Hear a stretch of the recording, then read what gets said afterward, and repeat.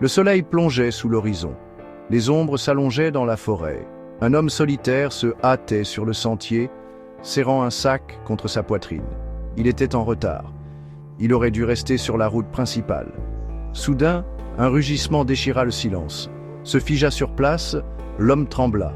Deux yeux, brillants comme des braises, perçaient l'obscurité croissante. Une forme émergea. Le sang de l'homme se glaça. C'était un lion, imposant et puissant. Sa crinière, un halo sombre dans la lumière déclinante. Il se déplaçait avec une grâce mesurée qui témoignait d'une intention mortelle. L'esprit de l'homme s'emballa. Il n'y avait nulle part où courir, nulle part où se cacher. Le lion l'encerclait, un prédateur évaluant sa proie. La main de l'homme se porta instinctivement à sa gorge, comme pour conjurer l'inévitable. Il savait que c'était un combat qu'il ne pouvait pas gagner. « Tu as pénétré sur mes terres !» gronda le lion, sa voix un grondement profond et vibrant qui secoua l'homme jusqu'au plus profond de son être. « Ceci est mon domaine, et tu seras mon souper. » L'homme ne put que balbutier. « S'il vous plaît, ayez pitié. » Le lion le surprit. « Pitié ? Peut-être. Mais d'abord, tu dois m'amuser. Dis-moi 3 affirmations vraies. Si tu peux le faire, je te laisserai vivre. » L'homme s'accrocha à cette mince lueur d'espoir. Il réfléchit rapidement.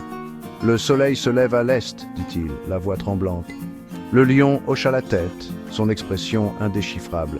« C'est vrai. Encore une, et tu es libre de partir. » La pression était immense. L'esprit de l'homme s'emballa. Il laissa échapper. « Cette forêt est vaste et impitoyable. » Le lion fit lentement les 100 pas autour de lui.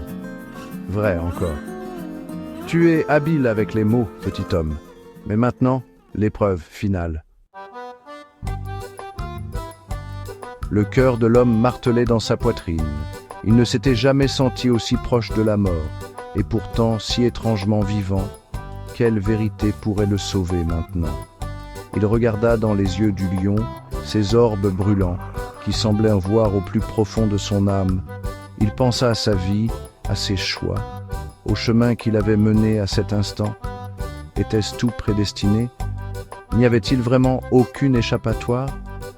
Le silence s'éternisa, chaque seconde une éternité. Le lion grogna d'anticipation. L'homme prit une profonde inspiration, le poids du moment pesant sur lui. Il savait que peu importe ce qu'il dirait, son destin était scellé. « Je sais que c'est vrai, dit l'homme, la voix étonnamment ferme. Quoi que je dise maintenant, tu me dévoreras. » Le lion se figea, son énorme tête penchée sur le côté. La forêt retint son souffle. Dans cette déclaration, l'homme avait énoncé la vérité ultime.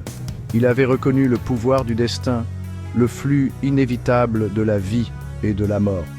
Le lion laissa échapper un grondement sourd, un son qui résonna à travers les arbres. C'était un grondement non pas de colère, mais d'acceptation. L'homme avait dit la vérité, et ce faisant, il avait rempli le marché. Le lion baissa la tête en signe de respect pour le courage de l'homme et son acceptation de son destin. L'homme ferma les yeux, un sentiment de paix le submergeant. Il avait regardé la mort en face et n'y avait pas trouvé la terreur, mais la compréhension. Le destin, semblait-il, était venu le chercher, comme il le faisait pour toutes les créatures, à son heure et à sa manière.